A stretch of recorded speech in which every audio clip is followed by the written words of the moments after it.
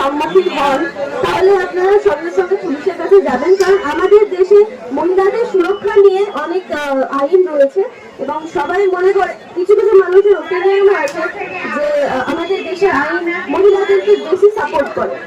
আমি এখানে এই মঞ্চে দাঁড়িয়ে এটুকুই বার্তা দেবো যে মহিলাদের সাপোর্ট করার জন্য যথেষ্ট অনেক কারণ আছে যার জন্য আমাদের দেশে আইন আছে। এবার আমরা জানি মিটু মুভমেন্ট হয়েছিল, যেটা মহিলাদেরকে মহিলারা নিজেদের ভয়েস রেজ করেছিলেন যে তাদের ওয়ার্ক প্লেসে অনেক ধরনের সমস্যার সম্মুখীন হতে হয়।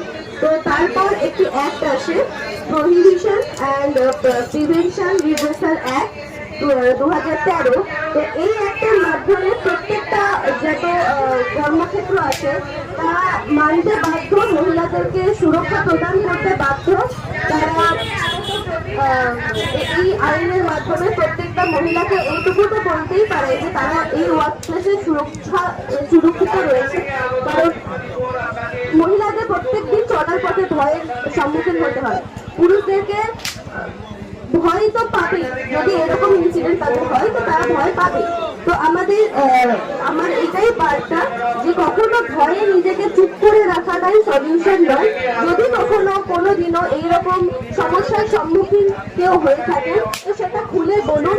আর 5টা মানুষ, আজকে আমি আমার একটা অভিজ্ঞতা শেয়ার করলাম, এরকম আপনারাও প্রত্যেকটা অভিজ্ঞতা শেয়ার করলে আরো যারা আছে ভয়ে ভীত তারা সাহস পাবে এবং আইন যাদের উল্লঙ্ঘিত হচ্ছে তারা নিজেদের আইন ছিনিয়ে নেওয়ার রাইটস ছিনিয়ে নেওয়ার জন্য লড়তে সাহস পাবে।